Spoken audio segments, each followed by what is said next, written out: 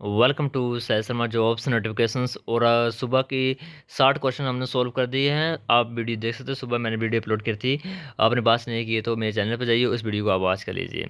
इस वीडियो में हम बात करेंगे क्वेश्चन नंबर 60 से, और क्वेश्चन नंबर 60 से लेकर 120 तक सोल्व करेंगे। और साथ में ही आप सभी को पता होगा, कल मैंने 10 डेज की स्ट्रेटजी आपको बताई है, आपको कैसे क्वेश्चन अटेम्प्ट करने हैं, ठीक है। और साथ में ही कौन से टॉपिक से कितने क्वेश्चन पढ़ने हैं और कौन कौन से क्वेश्चन आपको नेसेसरी पढ़ने हैं, ठीक है। तो 43 चैप्टर्स के बारे में कल मैंने डिस्कस किया, उन वीडियो को वॉच कर लेना। वीडियो मेरे चैनल पर आपको मिल जाएगी।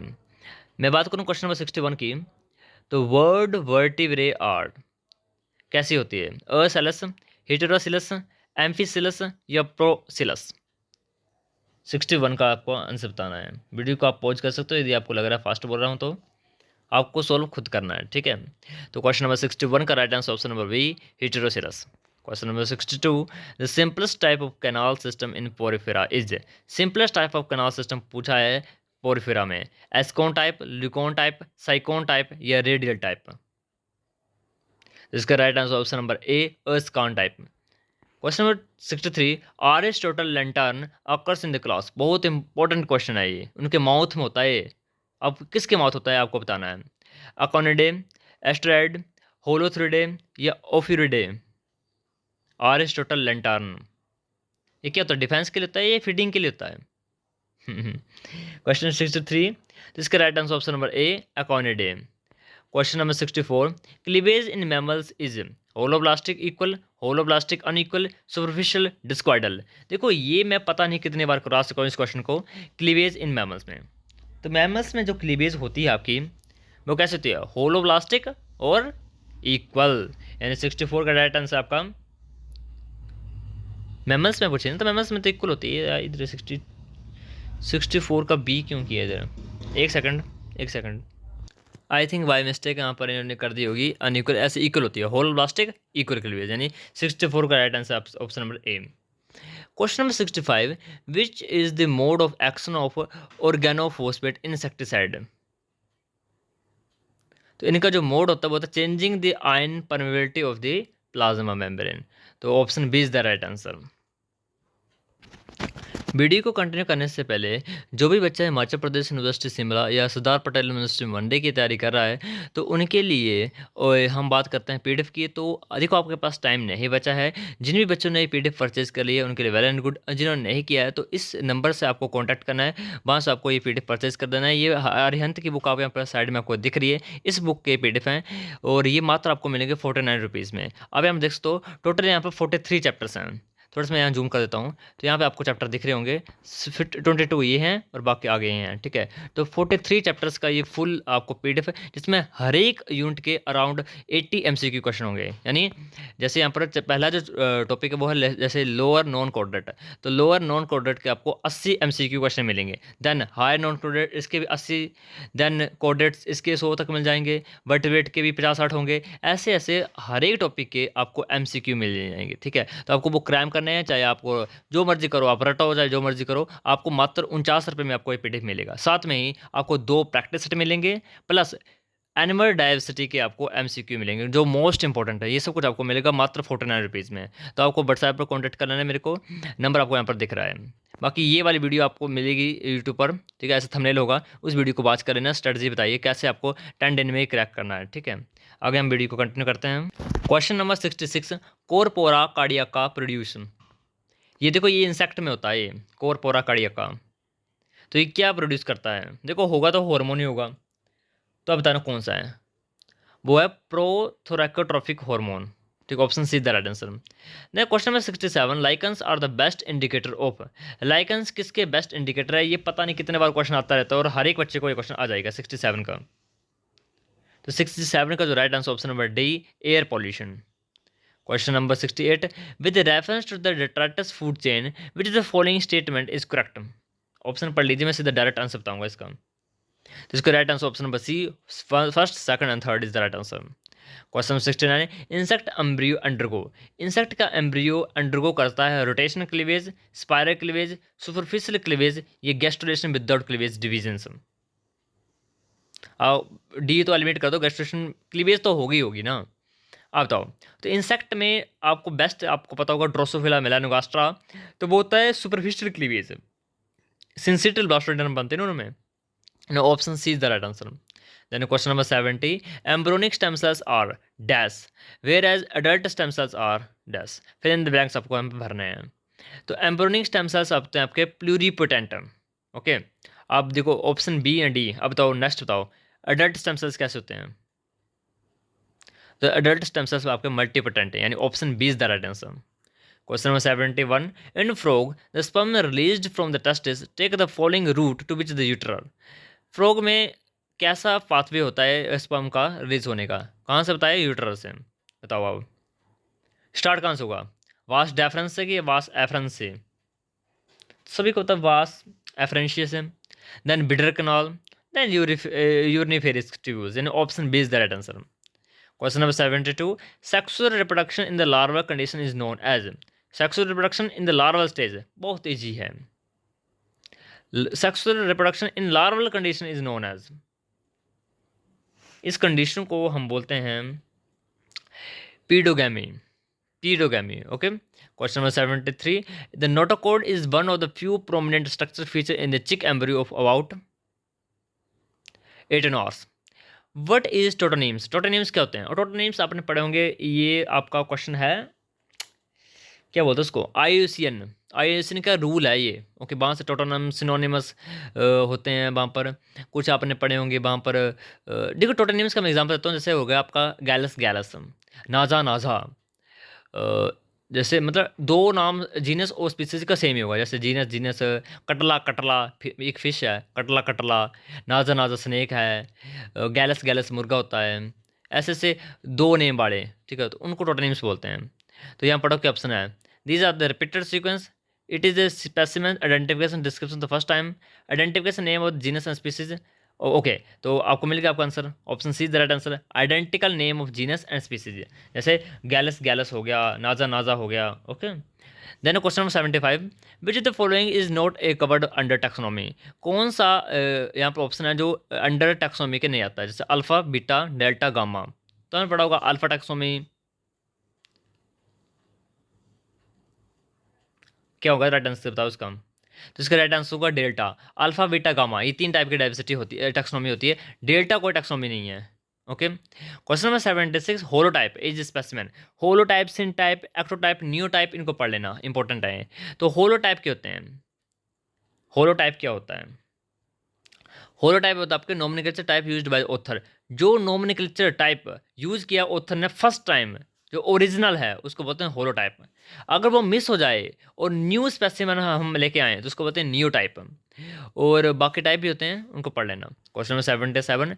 Match the following immunoglobulin which the respective occurrence. ये मैं आपको सुबह भी आपको करवाया था, सुबह वाली वीडियो में मैंने आपको समझाया है। जहाँ पर भी आपकी सिक्रेशन होगी वहाँ पर आपको एक अमाइनो एसिड याद, सॉरी एक इम्यूनोग्लोबिन आपको याद रख लेनी है।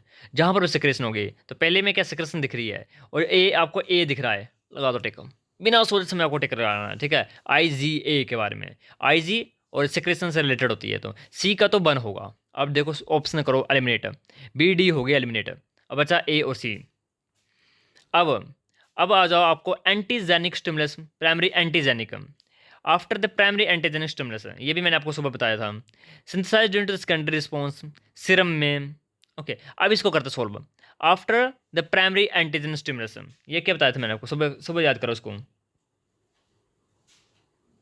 तो मैंने बताया था को सबसे पहले कौन सी एंटीजन आती है? तो एंटीजन बी आता है, सॉरी एंटीजन एम आता है। मैंने सुबह आपको बताया था कि जब भी आपको इन्फेक्शन होगा सबसे पहले प्राइमरी आएगा IgM, यानी ए का कर दो 2, सी का कर दो 1। अब कौन सा बचा? Option number A. Okay. Question number 78. Phylogenetic system different from the natural system is in its stress on. Phylogenetic system different होता है नेचुरल सिस्टम से, तो रीजन क्या है, क्यों डिफरेंट है? फाइलोजेनेटिक का मेन स्ट्रेस किस पर है? एनाटॉमिकल डिटेल पर, फाइलोलॉजिकल पर, सॉरी फिजियोलॉजिकल, मॉर्फोलॉजिकल, या ओरिजिन एंड इवोल्यूशनरी ट्रेंड है? देखो फाइलोजेनेटिकल ही बोल रहा है कि इवोल्यूशन है, इवोल्यूशन ही फाइलोजेनेटिक है। यानी 78 का option number D. Question number 79. Lectotype, देखो टाइप से द्वारा क्वेश्चन बन गया। अभी साथ में दो क्वेश्चन बन गए, होलोटाइप, नियोटाइप, लैक्टोटाइप। अब देखो लैक्टोटाइप क्या होता है?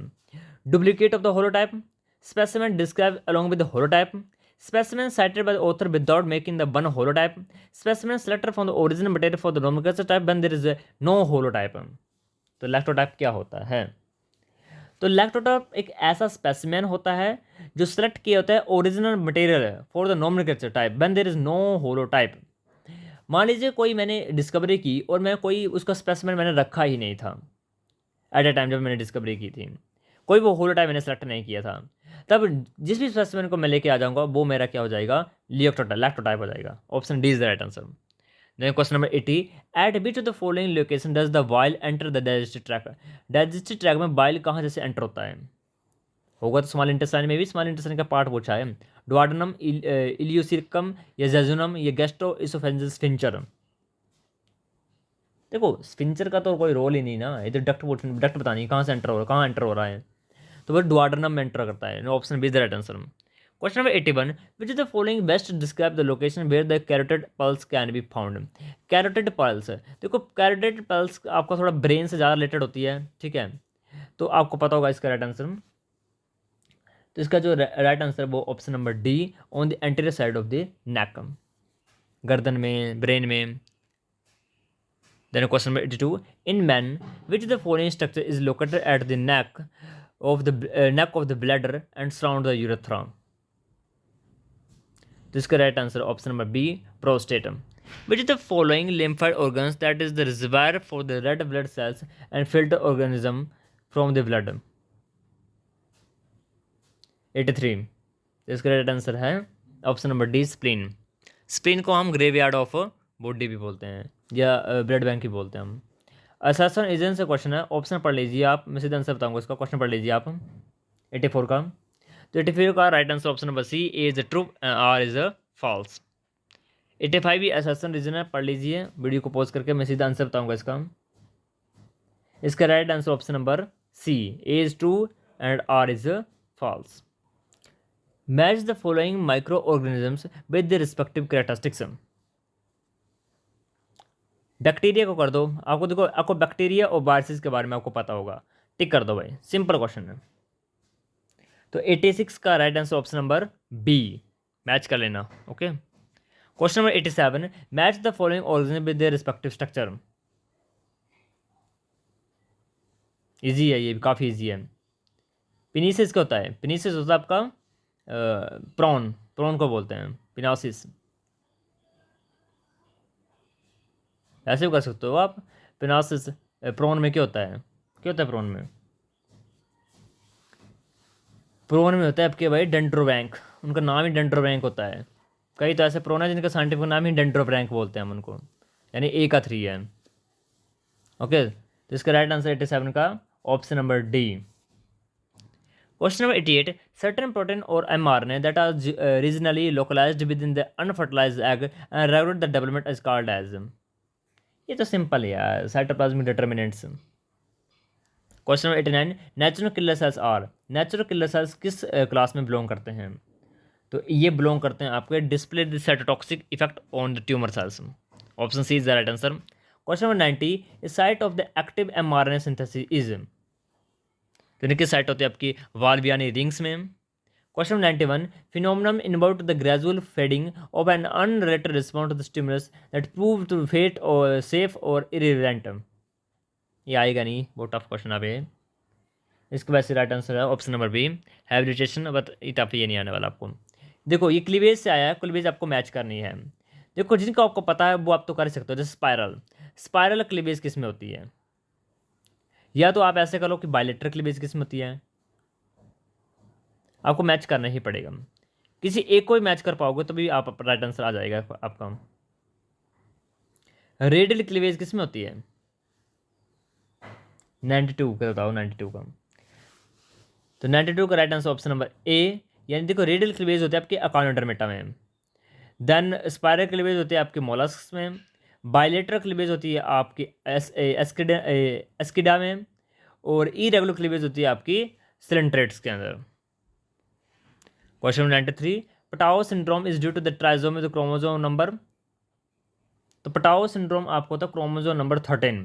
यदि द अडवर्ड पूछा होता तो क्रोमोसोम नंबर 18, अगर पूछा होता क्राइडोचैट तो क्रोमोसोम नंबर 5, अगर पूछा होता डाउन सिंड्रोम, तो क्रोमोसोम नंबर 21।